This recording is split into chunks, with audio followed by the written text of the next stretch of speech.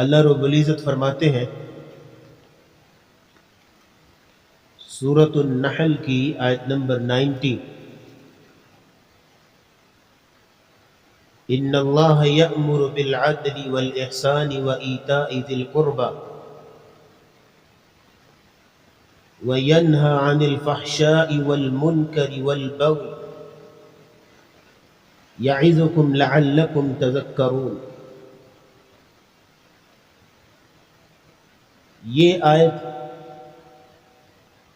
جامعیت قرآن کا عظیم شاہکار ہے۔ اس آیت میں اللہ تعالیٰ نے 6 چیزوں کا تذکرہ کیا،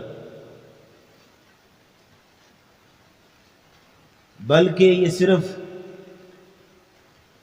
عام چیزیں ہی نہیں ہیں، بلکہ یہ 6 بڑی بڑی اصطلاحات ہیں۔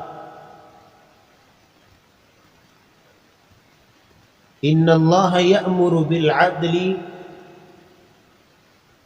اللہ رب العزت عدل کا حکم دیتا ہے، والاحسان اور احسان کا، وایتاء ذی القربى اور صلہ رحمی کا۔ یہ 3 چیزیں ایسی ہیں کہ جن کے اوپر پورے معاشرے کی خوشحالی، بلندی، خوبصورتی اور درستگی کی بنیاد ہے۔ وَيَنْهَى عَنِ الْفَحْشَاءِ وَالْمُنْكَرِ وَالْبَغْيِ، اور اللہ فحاشی سے، برائی سے اور ظلم و زیادتی سے روکتا ہے۔ ان 3 چیزوں کا تعلق معاشرے کی بدحالی سے ہے، معاشرے کی تنزلی سے ہے اور معاشرتی بگاڑ سے ہے۔ کتنا خوبصورت اسلوب ہے